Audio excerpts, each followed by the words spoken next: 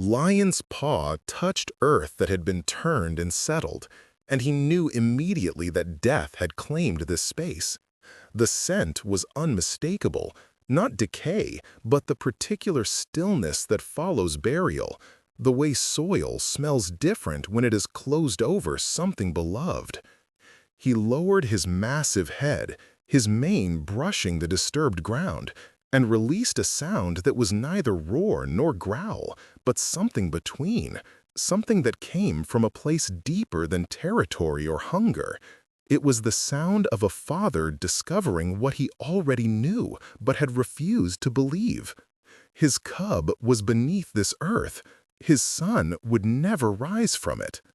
And then he heard the crying, not his own internal anguish given voice, but actual weeping, human and desperate, coming from the shadows beneath the acacia tree 10 meters distant.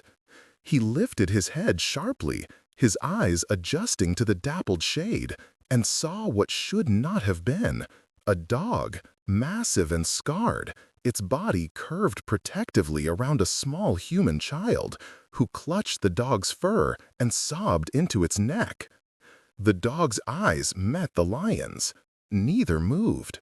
And in that frozen moment, grief recognized grief, loss spoke to loss, and 3 broken creatures stood at the threshold of something that would reshape all their futures. Wait, before the next revelation happens, if this bond between these creatures has already touched you, tell us where you're watching from. To witness every act of courage, every impossible friendship, and every silent miracle of nature, subscribe and join our circle. The next moment will change everything. Now, back to the wild.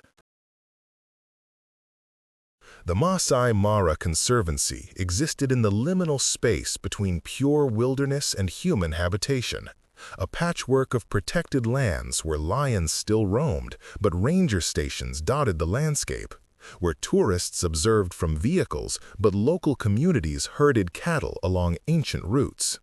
It was a place of negotiations, compromises, and occasionally, miracles. Tao had been born in the Northern Pride, son of the dominant male Kofi and a lioness named Naima, who'd been known for her hunting prowess and fierce maternal protection. He'd had 3 siblings in his litter, but only 2 had survived past the first year, himself and his brother Jabari. When they reached maturity at 3 years old, they'd been driven from the pride, as was the way of lions. Exile was not personal. It was biological imperative, preventing inbreeding and ensuring genetic diversity. The 2 brothers had formed a coalition, as was common for related males. They'd wandered for 8 months, testing boundaries of established territories, surviving on stolen kills and desperate hunts, learning the brutal mathematics of displaced males. Then they'd encountered the Oldiani Pride. 5 adult females, 7 cubs of varying ages, and a single aging male who could no longer defend his claim alone. The battle had been savage and brief. Jabari had died within the first 5 minutes, his throat torn open by the old male's final desperate defense.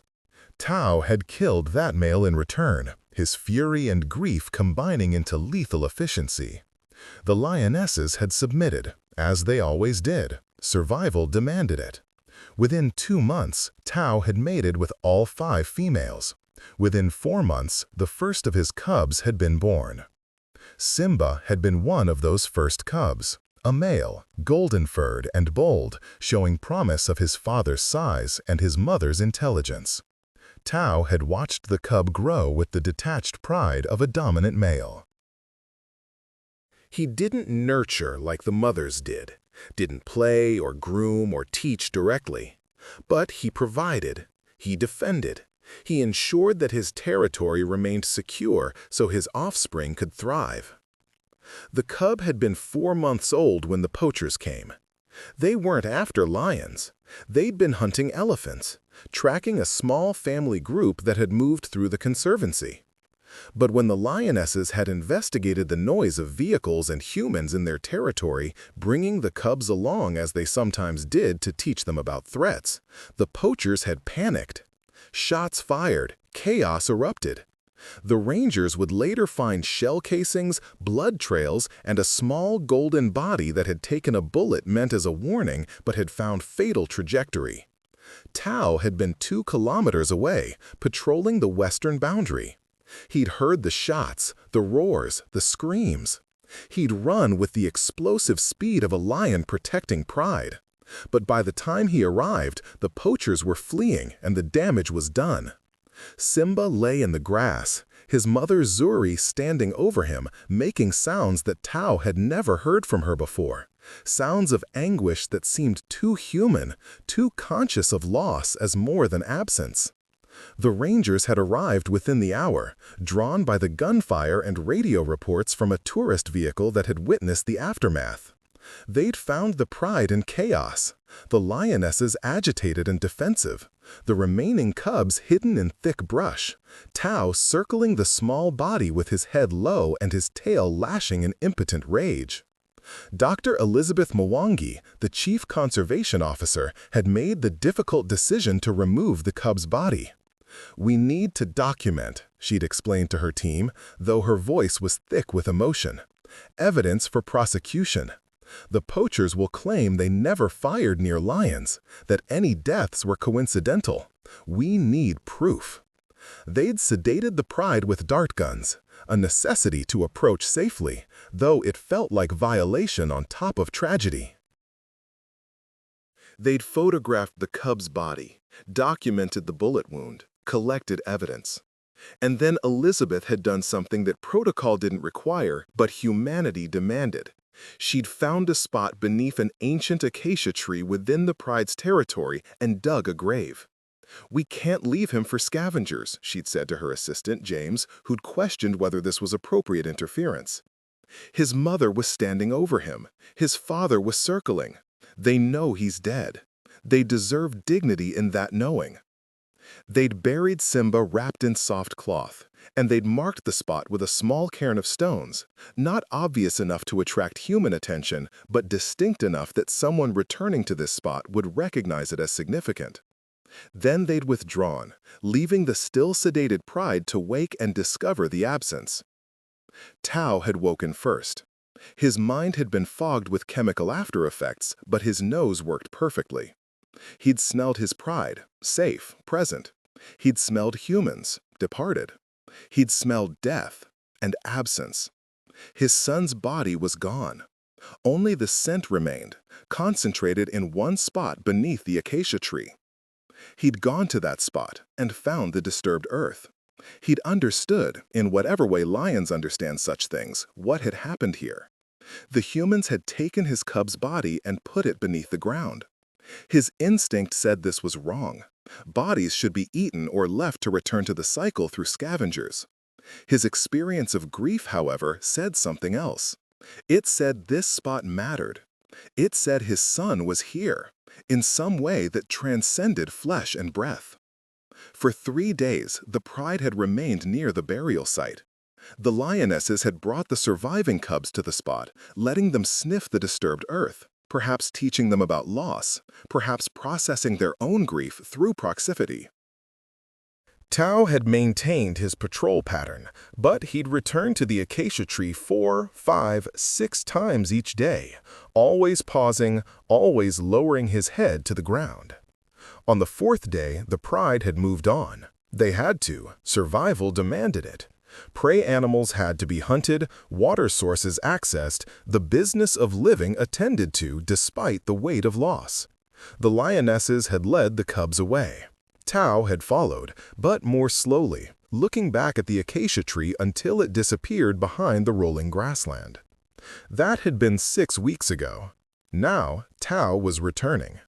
He'd left the pride at dawn, unusual for a dominant male who typically spent daylight hours resting with his females. But something had pulled him back to this place, not conscious decision, but instinctive need.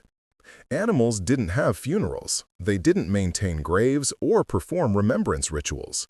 Except that Tao was doing exactly that, whether science recognized it or not. He'd traveled 3 kilometers, following scent markers he'd left during previous patrols, navigating by memory and the sun's position. When he'd reached the area, his pace had slowed. His posture had changed from the confident stride of a territorial male to something more hesitant, more vulnerable. He'd found the acacia tree.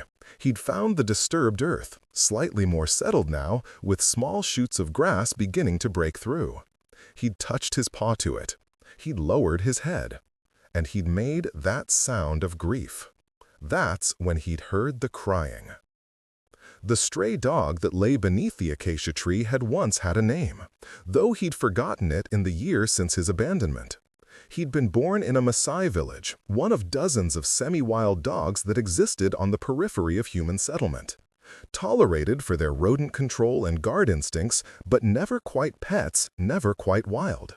When he was 2 years old, his village had been relocated due to drought, and in the chaos of moving, he'd been left behind. He'd survived by becoming a ghost, hunting small game, scavenging from tourist campsites, avoiding the big predators that would view him as competition or prey. He was large for a dog, perhaps mixed with some sighthound breed, with a fawn-colored coat that blended with the dry grass, and intelligent eyes that had learned to read danger from 100 meters away. 3 weeks ago, he'd encountered the child. She had been with a ranger patrol. Her father was a junior ranger, a man named Joseph, who sometimes brought his 5-year-old daughter Amara on vehicle patrols when school was closed and his wife was working. It was against regulations, but in a small station where everyone knew everyone, such violations were quietly tolerated. The patrol had stopped near the acacia tree, coincidentally, though the rangers didn't know about the burial beneath it. They'd been tracking elephant movements, updating GPS coordinates, routine work. Amara had been allowed to step out of the vehicle, strictly supervised, to stretch her legs and use the portable toilet. That's when the buffalo had appeared. Cape buffalo were among the most dangerous animals in Africa, unpredictable, aggressive when threatened, powerful enough to kill lions. This one was an old bull, likely expelled from his herd, his temperament soured by age and pain from what looked like infected wounds on his flank. He had been resting in thick brush 20 meters from where the vehicles had stopped, and the human activity had agitated him. He'd charged without warning. Amara had been 15 meters from the vehicle, too far, too exposed. Joseph had screamed her name. The other rangers had grabbed for rifles. The buffalo had covered ground with terrifying speed. The dog had been watching from a distance, as he always watched human activity, wary but curious. He'd seen the buffaloes charge. He'd seen the small human child frozen in fear. And something in him, some ancient covenant between dogs and humans, some instinct that transcended wildness, had activated, had intercepted the buffalo. A 40-kilogram dog versus a 600-kilogram bull was a futile equation. The dog had known it even as had committed to the action, but had also known that he didn't need to win, he only needed to delay. Had launched himself at the buffalo's face, biting, clawing, creating enough chaos and pain that the bull had faltered, stumbled, lost his linear momentum. Those 3 seconds had been enough. Joseph had reached his daughter, had thrown himself over her. The other rangers had fired, not to kill, but warning shots that had finally turned the buffalo away. The bull had thundered off into the grassland, the dog still hanging from his jaw, until finally shaking free the nuisance predator and disappearing into the bush. The rangers had found the dog 50 meters away, broken and bleeding. His ribs were crushed, his hind legs shattered, his body a mass of contusions and lacerations. He was conscious, but barely. His breathing was labored. His eyes showed pain beyond measure. Elizabeth, who'd responded to the emergency call, had made the assessment quickly. He's dying. Internal injuries, probably massive hemorrhaging. Even if we could get him to a surgical facility, which we can't, not out here, his chances would be minimal. "He saved my daughter," Joseph had said, his voice breaking. Amara clutched against his chest. The little girl had been unhurt physically, but traumatized, sobbing into her father's shoulder. Elizabeth had looked at the dog, at the child, at the equations that never balanced cleanly between mercy and nature and the value of individual lives. "Get the medical kit," she'd said, "all of it." They'd stabilized the dog in the field. Pain medication, antibiotics, wound dressing, IV fluids. They'd splinted the shattered leg. They'd done everything possible with field equipment and training designed for wildlife, not domestic animals. Then they'd faced the next impossible decision: where to take him. The ranger station had no facilities for extended care. The nearest veterinary clinic was 4 hours away. Moving the dog that distance would likely kill him. And even if they could get him there, the cost of treatment was prohibitive, and station budgets didn't cover heroic measures for stray dogs. Leave him here, Elizabeth had finally decided, under the acacia tree. Give him water, food if he can eat, another dose of pain medication. If he survives the night, we'll reassess. If not, she'd trailed off, but everyone understood. Nature would take its course. They'd made the dog as comfortable as possible in the shade of the acacia tree. Amara had refused to return to the vehicle until her father had promised they would come back to check on the dog. The patrol had departed, leaving behind a dying stray and several bowls of water and food. The dog had survived that night, and the next, and the next. His body, forged by years of independent survival, had clung to life with stubborn determination. The pain medication had worn off, replaced by a natural endorphin haze that came with severe trauma. He couldn't move. The broken ribs and shattered leg made any motion agony. But he could breathe. He could drink when water was placed near his muzzle. He could exist, if not quite live. The rangers had returned daily, always with Amara. The little girl had become fixated on the dog, calling him Simba, though she had no way of knowing that name already had significance in this place. She'd sat beside him for hours, stroking his head, talking to him in the way children talk to animals, with absolute certainty that they understood, with no self-consciousness about one-sided conversation. "You're brave," she'd told him on the third day. "You saved me. I won't forget. I'll come back every day until you're better." The dog had looked at her with eyes that carried pain and something else, recognition, perhaps, of kindness given without expectation.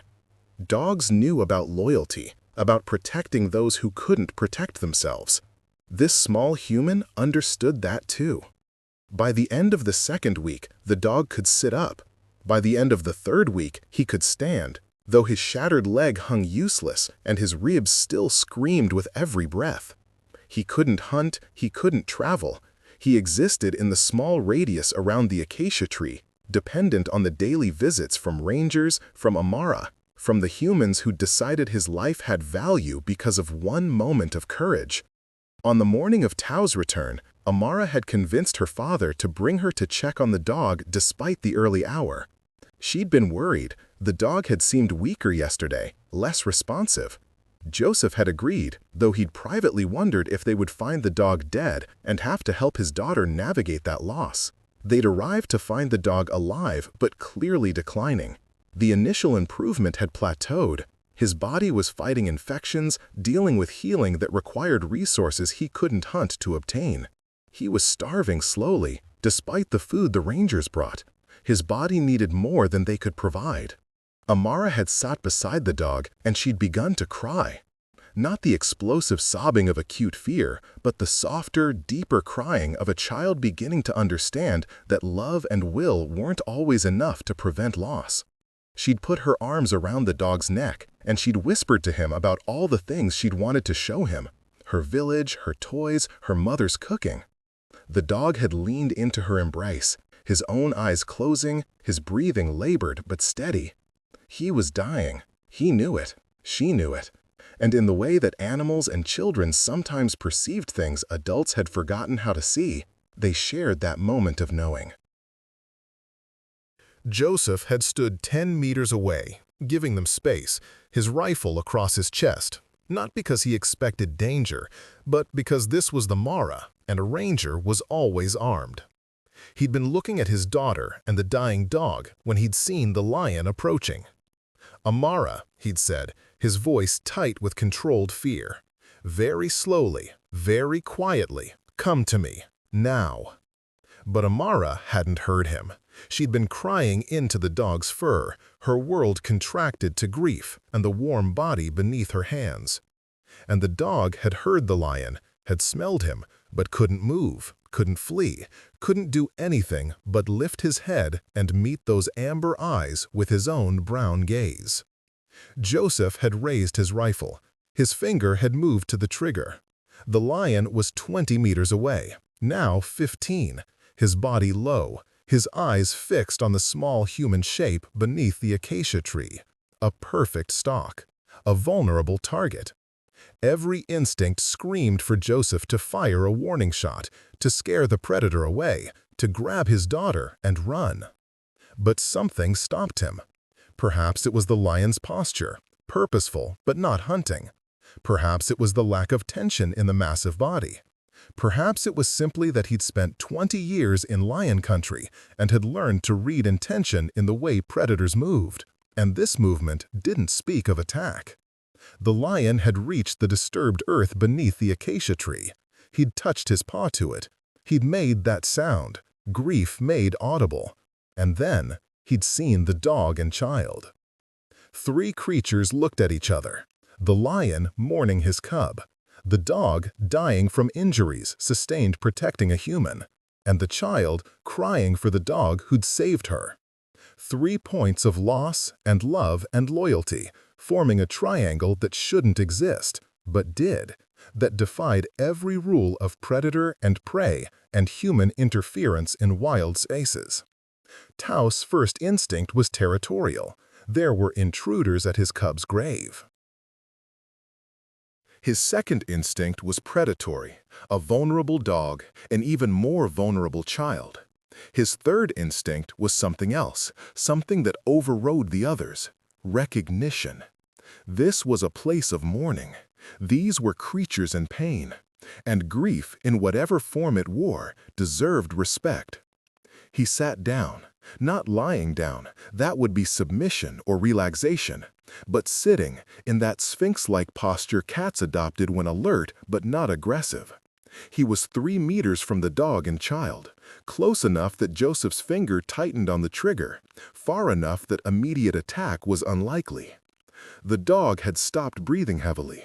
His entire body had gone still, that prey animal freeze response coded deep in mammalian instinct. But his eyes remained locked on the lion's, and in those eyes was something besides fear. There was resignation, yes. The dog was already dying, and whether death came from injury or lion attack was academic. But there was also something else, a kind of understanding. Amara had finally heard her father's frantic whispered calls. She'd turned her head and seen the lion, and her crying had stopped, cut off by shock and fear, so profound it silenced even grief. Her arms had tightened around the dog's neck, not for protection. What protection could a dying dog provide? But for comfort in the face of what she thought was her final moment. The 4 of them stayed frozen like that, the lion sitting, the dog watching, the child clutching, the man aiming, while the sun climbed higher and the morning sounds of the savannah built their familiar chorus. A full minute passed, then 2, then 5. Finally, Todd did something that Elizabeth would later struggle to explain in her incident report. He lowered his head to the disturbed earth and released a sound. Not the grief roar from before, but a softer vocalization, almost a moan. A sound that spoke of loss and sadness and the universal language of mourning that apparently transcended species. The dog's ears, which had been flat against his skull, came partially forward. His tail, which had been tucked, shifted slightly. The death freeze of prey in the presence of a predator eased, replaced by something else. He made a sound in return, not quite a whine, not quite a whimper, but a vocalization that somehow answered the lion's. Amara, with the inexplicable bravery of children who haven't fully learned fear, did something that made her father's heart stop. She released the dog and stood up. She took one step toward the lion, her tiny hand reaching out, and she spoke in Swahili, her voice small and broken. "Pole sana, I'm so sorry. Someone you loved is here too, isn't they?" Tao's eyes shifted from the dog to the child. Their gazes met, and something passed between them. Not communication in any linguistic sense, but recognition of shared grief. She was mourning the dog. He was mourning his cub. Both were helpless in the face of loss. Both had come to this spot seeking what? Comfort? Understanding? Simply acknowledgement that what was lost had mattered. Joseph could hear his own heartbeat in his ears. His daughter was standing within striking distance of an adult male lion. Every protocol, every training session, every warning he'd ever received screamed that he should fire, should grab her, should do something. But his instinct, the same instinct that had stayed his trigger finger earlier, said that movement now would shatter whatever fragile detente had formed. "Amara," he whispered, his voice barely audible. "Very slowly, come back to the dog. Sit down again. Don't run." Amara heard him this time. She took one step backward, then another, her eyes never leaving the lion's. When she reached the dog, she lowered herself back down beside him, her hand finding his fur, her small body positioning itself between the lion and the dying animal, protecting him. A 5-year-old child protecting a 40-kilogram dog from a 200-kilogram apex predator. Tao watched this with what might have been curiosity or might have been respect, impossible to say. Then he turned his attention back to the earth beneath his paws. He lowered his entire body down, lying sphinx-like beside the grave, his massive head resting on his paws. He released a long, shuddering exhale. He was staying. Joseph's mind raced through options. He couldn't leave his daughter here with a lion, no matter how docile the creature seemed. But he couldn't approach to retrieve her without potentially triggering a predatory response. He couldn't fire a warning shot. That would definitely trigger either an attack or a panicked response from Amara. He was trapped in a scenario that had no protocol, no training manual, no clear right answer. He did the only thing he could think of. He pressed the emergency button on his radio.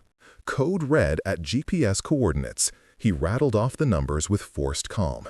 Adult male lion at burial site. My daughter is 5 meters from it. The lion is not actively aggressive, but is refusing to leave. I need backup, but tell them to approach with extreme caution and no sirens. Repeat, no sirens, no aggressive posturing.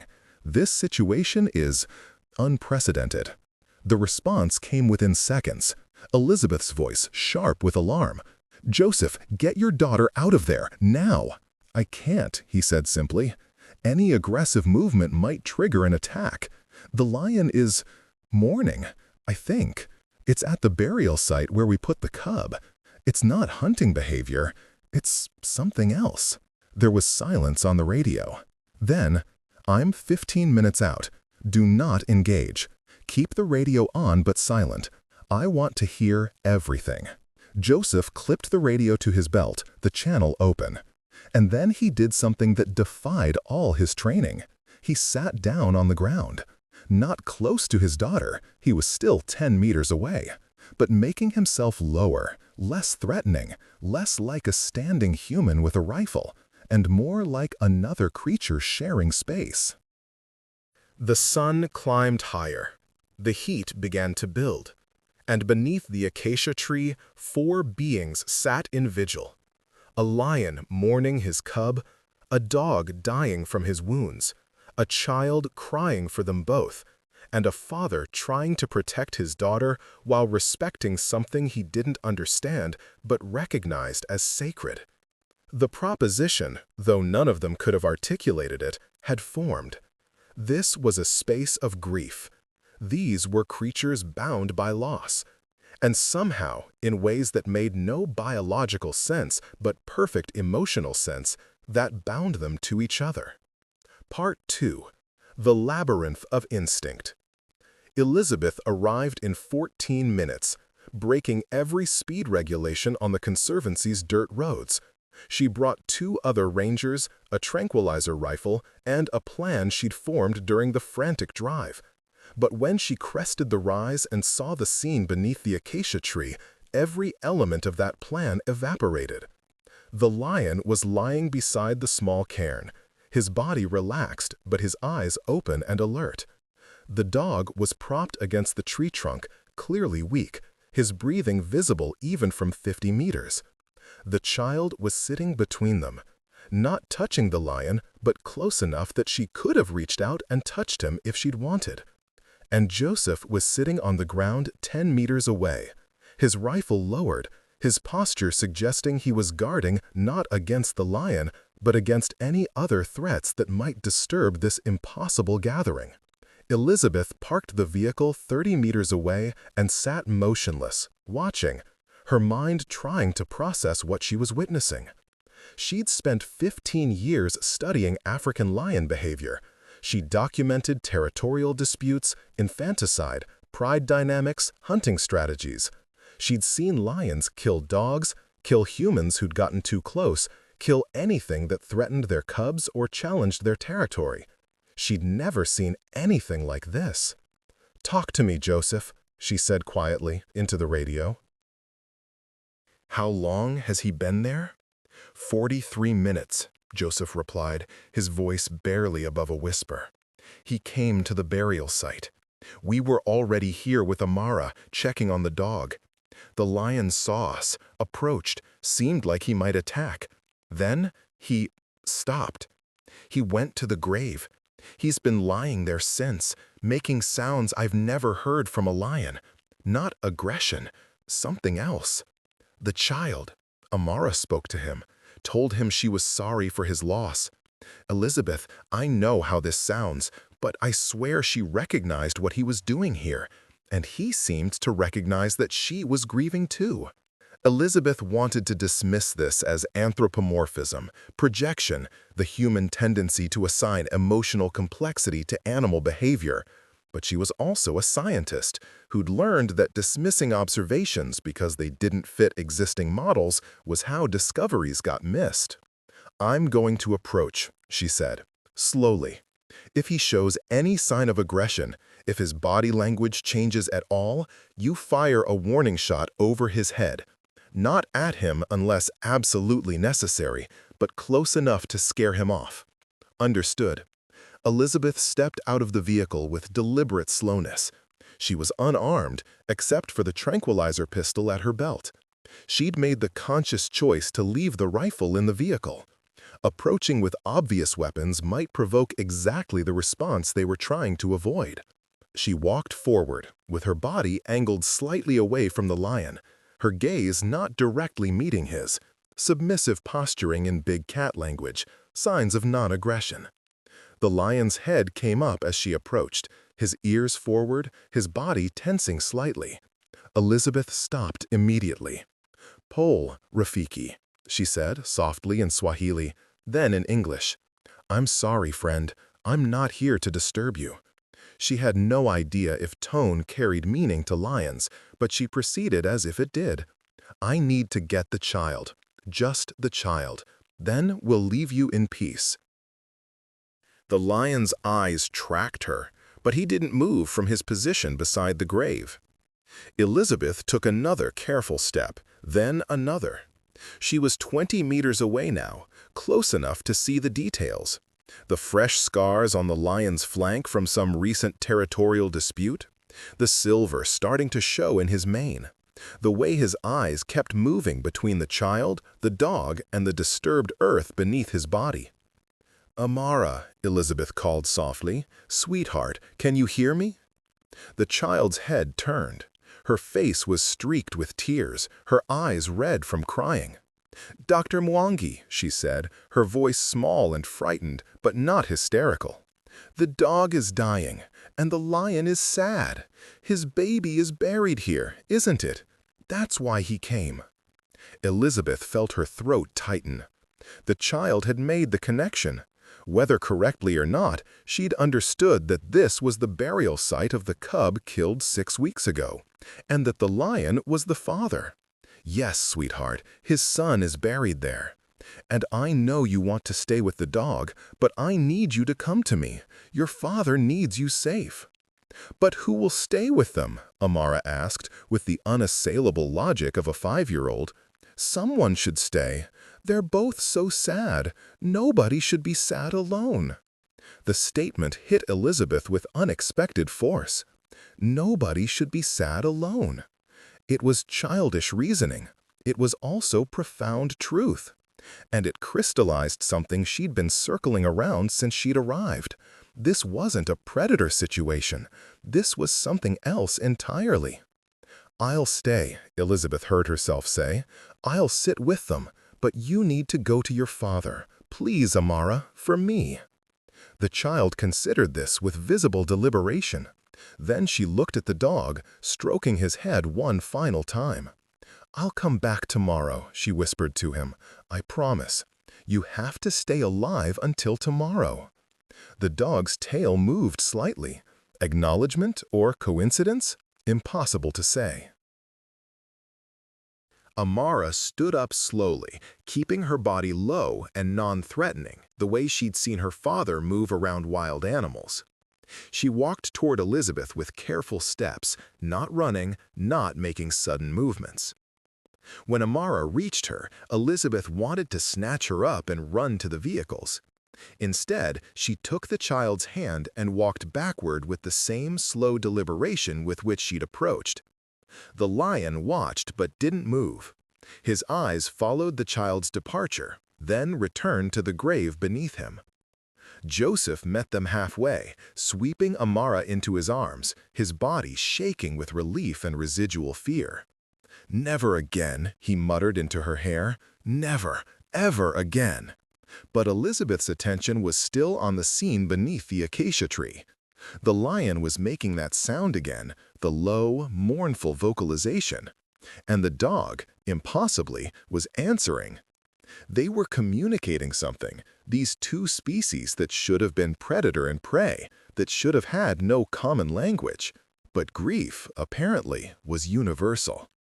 "We can't leave him like this," Priya, one of the rangers who'd accompanied Elizabeth, said from behind her.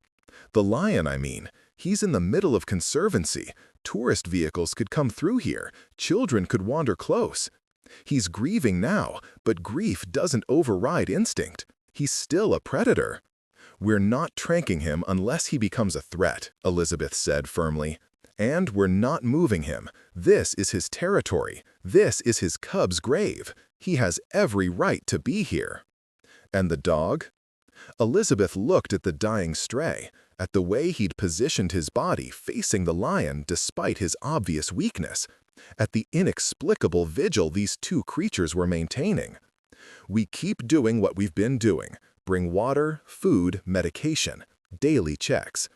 If the lion is still here, we do those checks from the vehicle unless he moves away voluntarily."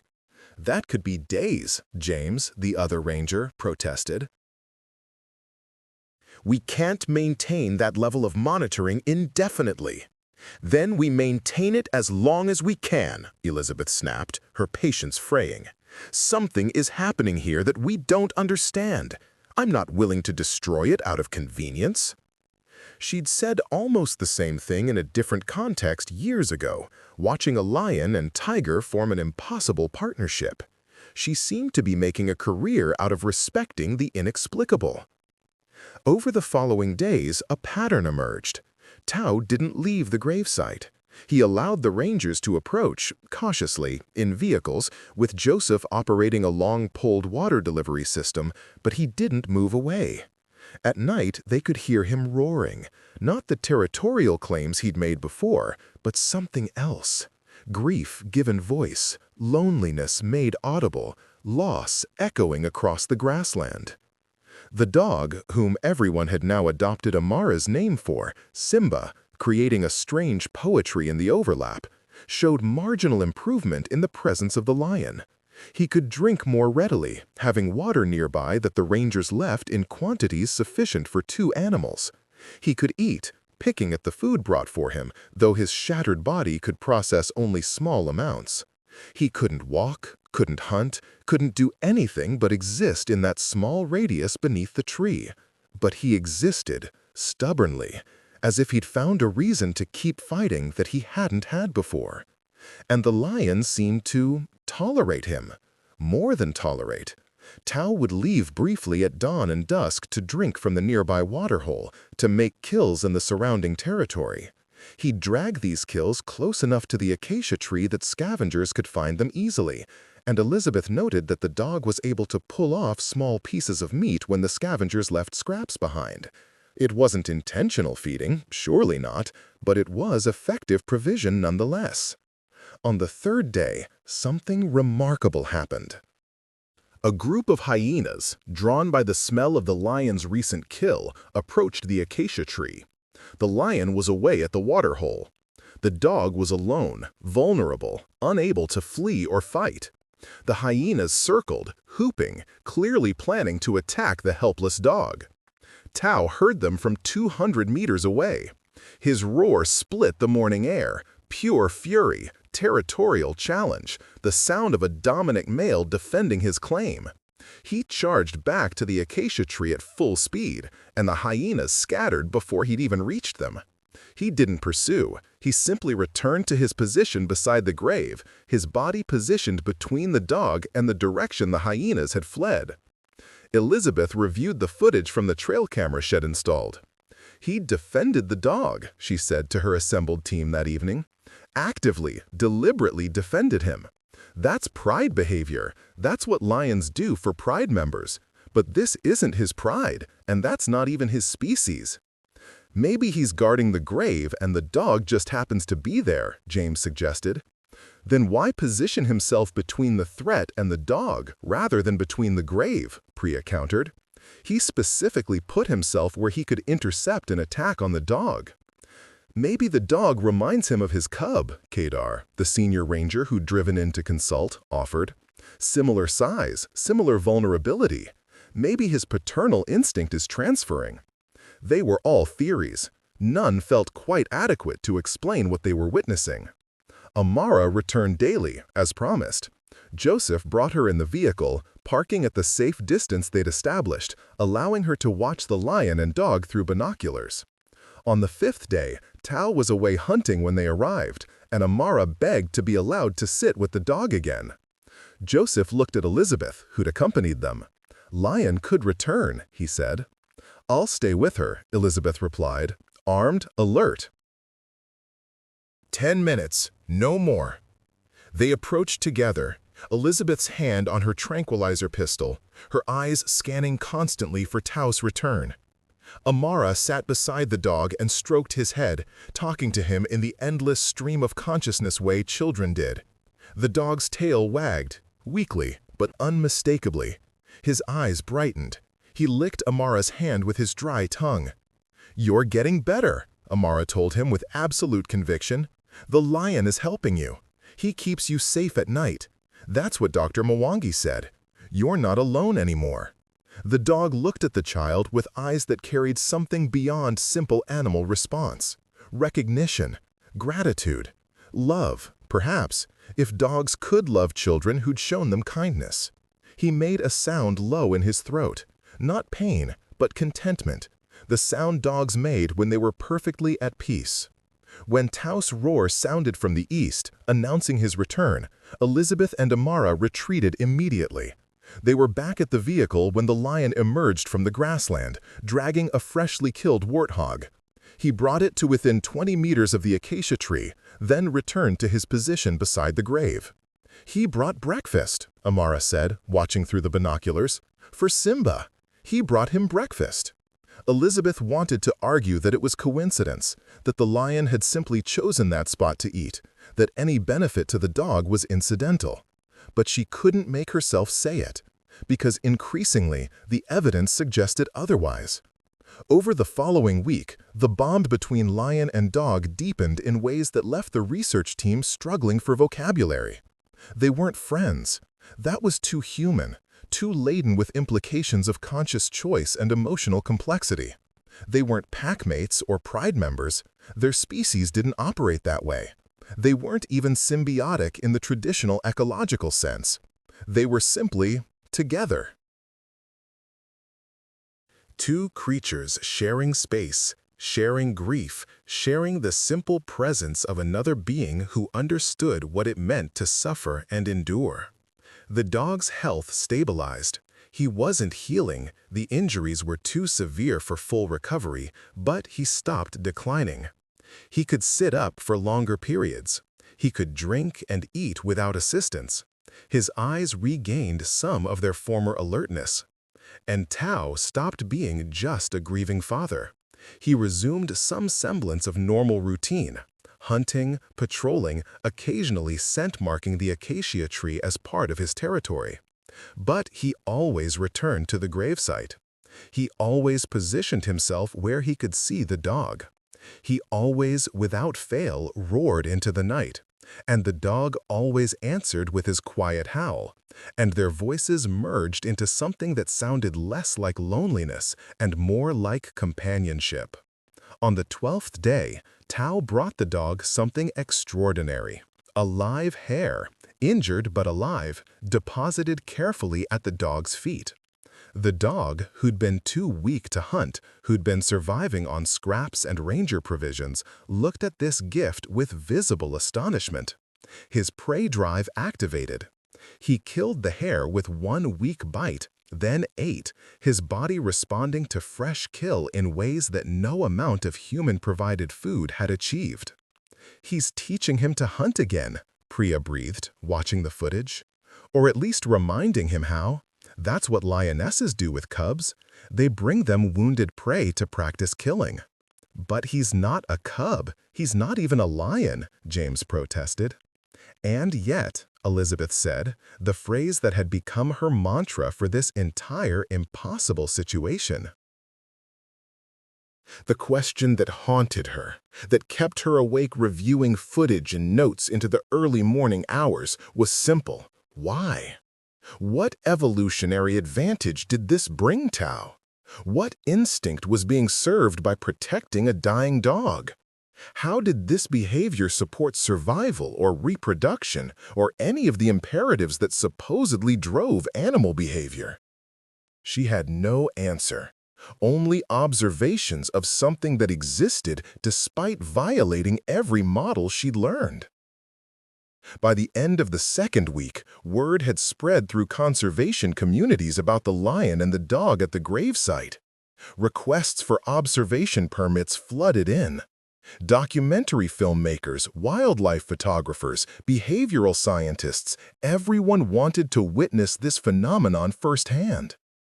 Elizabeth denied them all.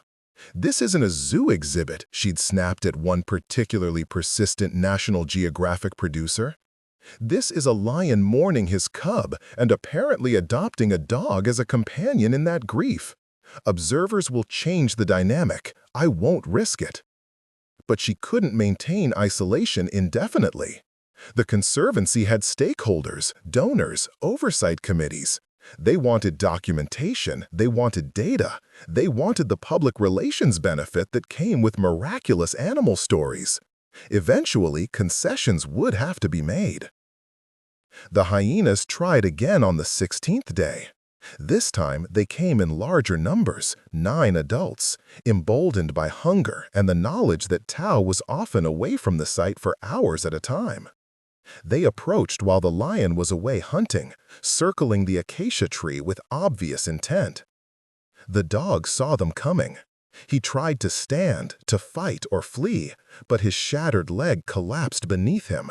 He fell with a yelp of pain and fear, his body exposed, his death seconds away. Tao was half a kilometer distant, but somehow, sound, scent, or some unknowable sixth sense, he knew. His roar carried across the grassland, and he was moving before the echo faded. The hyenas heard it and hesitated, caught between opportunity and danger. That hesitation was fatal to their mission. Tao arrived like thunder, his body a blur of muscle and rage. He didn't just chase the hyenas, he attacked. The first one he caught went down with a broken back. The second received a paw swipe that opened its flank to the bone. The others fled in panicked chaos, their whooping cries now notes of terror rather than aggression. Tao stood over the dying hyena for a moment, then walked back to where the dog lay trembling. He lowered his massive head and sniffed carefully at the dog's body, checking for new injuries. The dog remained motionless, his eyes showing white, his body rigid with fear and shock. Then, Tao did something that the trail camera captured in extraordinary detail. He licked the dog's head. One long, rough stroke of his tongue across the dog's face. The grooming gesture that lions used with pride members, with cubs, with individuals they'd accepted as their own. The dog's body slowly relaxed. His tail moved slightly, and he released that same soft vocalization he'd been using to answer Tao's nightly roars: acknowledgement, gratitude, trust. When Elizabeth reviewed this footage, she sat in silence for several minutes, then picked up her phone and called Dr. Rajesh Patel, a renowned behavioral ecologist who'd been pestering her for access to the site. "You can come," she said without preamble, "but limited observation, strict protocols, and you publish nothing without my approval. Something is happening here that's bigger than data collection." "What is it?" he'd asked, his voice eager with scientific curiosity. "I think," Elizabeth said slowly, "we're watching a lion choose family. Not genetic family, not pride or coalition, just family. The kind built on shared grief and mutual protection, and the decision that being alone is worse than being with someone different." There was a pause. Then, "Lions don't make choices like that." "This one did," Elizabeth said, "and we're going to witness it, document it, and try very hard not to fuck it up." Part 3. The Revelation and the Fracture. Dr. Rajesh Patel arrived at the Conservancy with equipment, assistance, and plans for what he called comprehensive behavioral documentation. Elizabeth met him at the research station with her arms crossed and an expression that suggested his plans were about to change. "No drones," she said, before he'd even unloaded his vehicle. "No camera teams except the trail cameras I've already installed. No approaching closer than 50 meters unless I explicitly authorize it. This lion has tolerated human presence because we've been respectful and predictable. I won't let you turn this into a circus." Rajesh, to his credit, adapted quickly. He'd spent 30 years studying animal behavior, and he recognized when human ego needed to take a back seat to scientific opportunity. "Show me what you've recorded so far," he said. "Then we'll discuss methodology." They spent the entire afternoon reviewing footage: Tao's arrival, his initial encounter with the dog and child, the establishment of the vigil, the hunting provisions, the hyena defenses, the grooming gesture.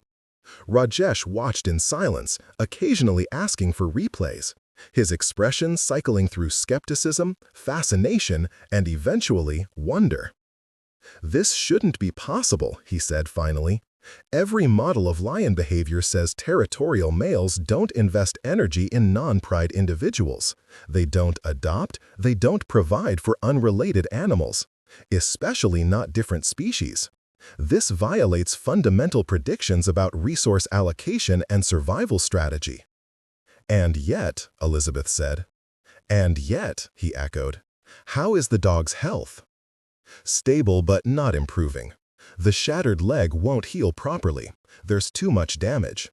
Even if he survives, he'll never walk normally again. The ribs are healing slowly, but there's likely permanent organ damage. Without intensive veterinary intervention, his long-term prognosis is poor. With intervention? She shrugged. Maybe 6 months, maybe a year. Maybe we'd just be prolonging suffering. And the lion? Still maintaining the vigil, still hunting successfully, still returning to the grieve site every few hours. His pride is 3 kilometers northwest. We've documented that he's still servicing the females, still defending territory against other males. But this spot, this dog, this grave, it's become a second anchor for his routine. Rajesh leaned back in his chair, his expression troubled. You realize what we're witnessing is either revolutionary or we're massively anthropomorphizing. There's no middle ground.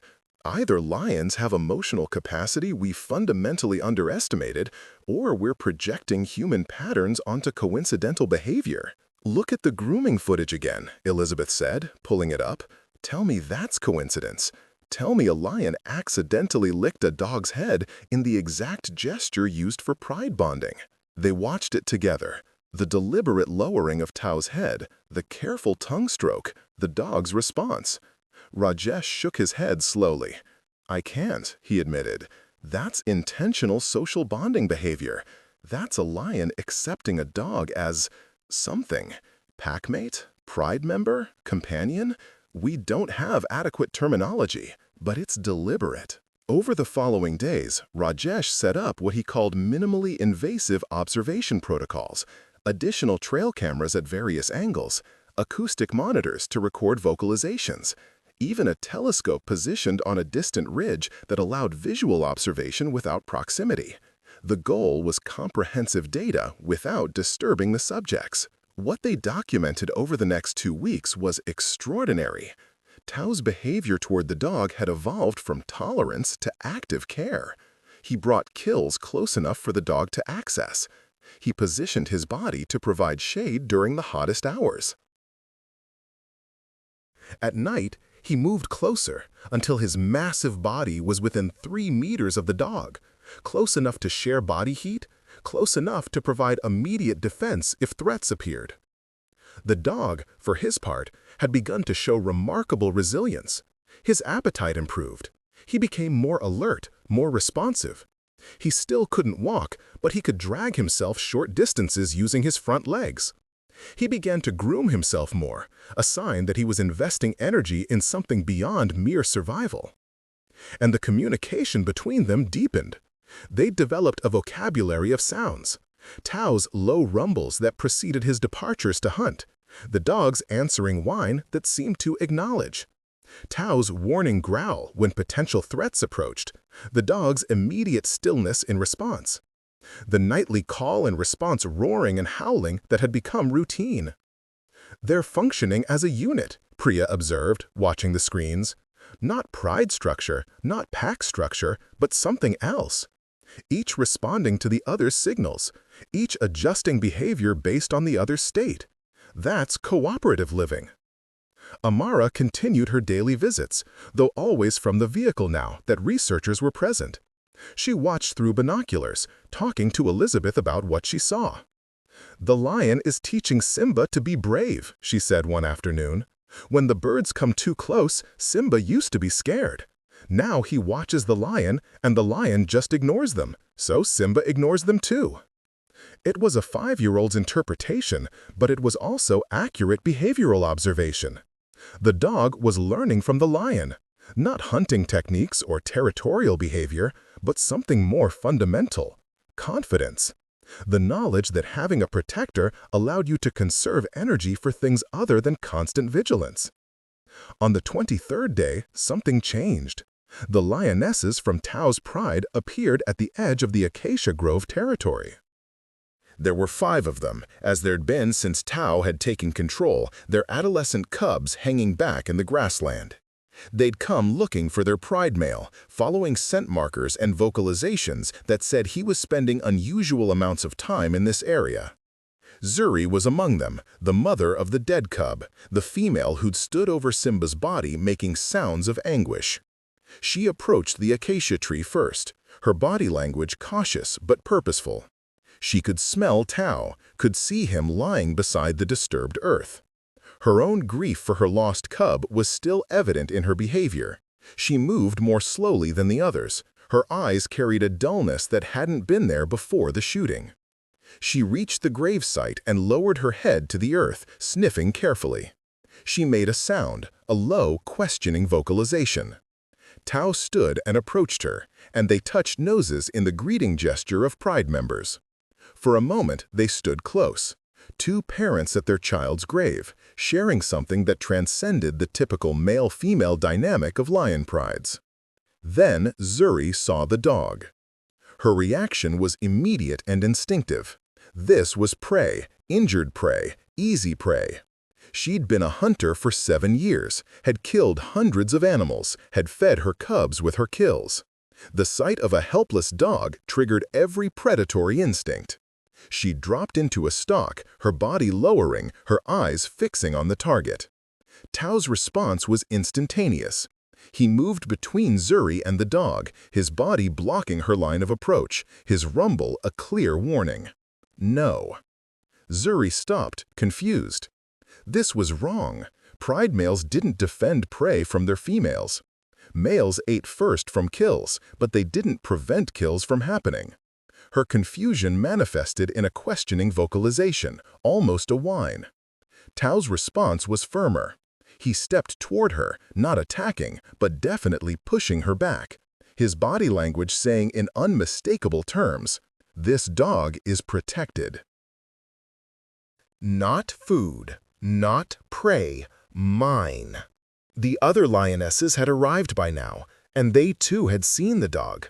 They too had that predatory focus in their eyes. Tao found himself in an impossible position, defending a dog from his own pride, violating every social structure that governed lion interactions. The standoff lasted several minutes. The lionesses circled, testing his resolve, looking for gaps in his defense. Tao moved to block every approach, his body tense with stress, his vocalizations increasingly agitated. He was facing down 5 adults, any one of whom he outweighed and outpowered, but 5 together were dangerous even to a prime male. Elizabeth, watching through the telescope from the ridge, felt her heart racing. "They're going to fight," she said into the radio to the rangers stationed nearby. "If they push him, if they challenge his authority, he'll have to choose between maintaining pride dominance and protecting the dog.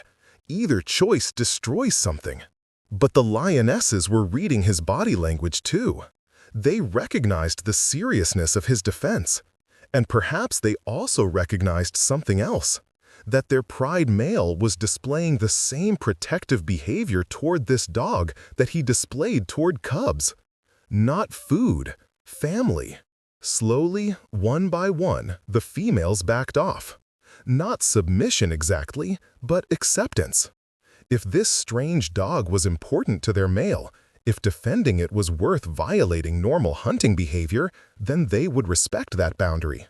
Lions were social creatures. They understood hierarchy and the importance of maintaining pride cohesion. All except Zuri. She remained fixed on the dog, her predatory stare unwavering. Perhaps her grief over her lost cub had damaged something in her social reasoning. Perhaps she simply couldn't override the instinct that said injured prey must be killed. She feinted left, trying to dart past Tao. He didn't just block her. He struck her, a paw swipe, not full force, but hard enough to send her tumbling, hard enough to communicate absolute seriousness. It was an act of dominance, but also of desperation. He was choosing the dog over his pride mate, over the mother of his dead cub, over all social logic. Zuri stood up slowly, blood trickling from a scratch on her shoulder. She looked at Tao with eyes that held hurt and confusion and anger. She made a sound, not quite a roar, but a vocalization of protest and pain. Then she turned and walked away, the other lionesses following, their tails low, their body language suggesting confusion and concern. Tao watched them go, his body rigid with stress. Had just done something unprecedented, had driven away his own pride to protect a dog. The consequences of that choice were unclear, but they would ripple through the social structure had fought to establish. When the lionesses had disappeared into the grassland, Tao returned to the gravesite. He lay down heavily, his breathing labored with adrenaline come-down. The dog, who'd been frozen in prey stillness during the entire confrontation, slowly relaxed. He dragged himself closer to the lion, the first time he'd initiated proximity, and touched his nose to Tao's paw. It was a gesture of gratitude, of trust, of recognition that the lion had sacrificed something important to keep him safe. Tao looked down at the dog, and something in his expression softened. He lowered his head and gave the dog another grooming lick, then closed his eyes. They stayed like that for hours, lion and dog, predator and prey, family by choice rather than by blood. In the research station, Rajesh was reviewing footage with an expression of stunned disbelief. "He chose the dog," he said, replaying the confrontation for the 5th time. When forced to decide between pride cohesion and protecting this animal, he chose the dog. I don't even know how to categorize that. That's mate-level protection. That's cub-level protection, but for a dog he met 3 weeks ago. Not 3 weeks ago, Elizabeth corrected quietly. At his cub's grave. That matters. Somehow that matters to him. The dog was at his son's grave, grieving, or appeared to be grieving. That created a bond that's proving stronger than pride, loyalty. Can he maintain both? Priya asked. Can he keep servicing the pride and protecting the dog? Those lionesses won't tolerate being second priority forever. If he forces them to choose, they might leave, find another male. Or they might accept, Kedar suggested. Lions are adaptable. If the dog becomes integrated as some kind of honorary pride member, if the lionesses see that Tao is serious about this protection, they might accommodate it. Stranger things have happened. Have they? James challenged. Have stranger things than this actually happened? Because I've been working in lion country for 8 years, and I've never seen anything remotely like this. Nobody had an answer. They were in territory beyond their maps, observing behavior their training hadn't prepared them for, witnessing choices that violated textbook predictions. All they could do was watch, document, and hope that whatever was unfolding would resolve into some kind of stable pattern. The lionesses didn't return to the gravesite for 3 days. During that time, Tao maintained his vigil, but his behavior showed signs of stress. He roared more frequently, his calls carrying a questioning, almost pleading quality. He scent-marked obsessively, trying to maintain territorial claims that were being stretched thin by his divided attention. He hunted less successfully, his focus scattered. The dog sensed his distress. On the 2nd day of the lioness's absence, when Tao returned from yet another unsuccessful hunt, the dog did something remarkable. He'd managed to catch a lizard, a small, insignificant prey item that a healthy dog would have caught with ease, but that had required 20 minutes of patient stalking from a creature with a shattered leg. The dog dragged himself to where Tao lay beside the grave and deposited the lizard at the lion's paws. It was a pitiful offering, a few ounces of meat that a 200-kilogram lion could consume in one bite. But it was also unmistakably an offering, the dog providing for the lion, reversing their normal dynamic, giving what little he could capture to the creature who'd been providing for him. Tao looked at the lizard, then at the dog. He made a low rumbling sound. Then he ate the lizard in one bite and groomed the dog's head. Acceptance, appreciation, family. On the 4th day, the lionesses returned, But this time they brought something. A freshly killed gazelle, dragged by Zuri and another female. They deposited it 30 meters from the acacia tree and then withdrew to that distance, lying down in the grass. It was a peace offering, a statement of continued Pride membership despite the conflict. They were saying, "We accept your choice. We don't understand it, but we accept it. You are still our Pride male. We are still your Pride." Tao approached the kill cautiously, checking for signs of threat or trap. The lionesses remained where they were, their body language submissive but not subservient. He dragged the gazelle to the acacia tree, positioning it where the dog could access it. Then he walked to the lionesses and greeted each one with nose touches and low vocalizations, re-establishing bonds, rebuilding bridges. The Pride spent that afternoon together, for the first time since the confrontation. The lionesses rested in the grassland 30 meters from the tree. Tao moved between them and the dog, maintaining both connections, refusing to fully choose one over the other.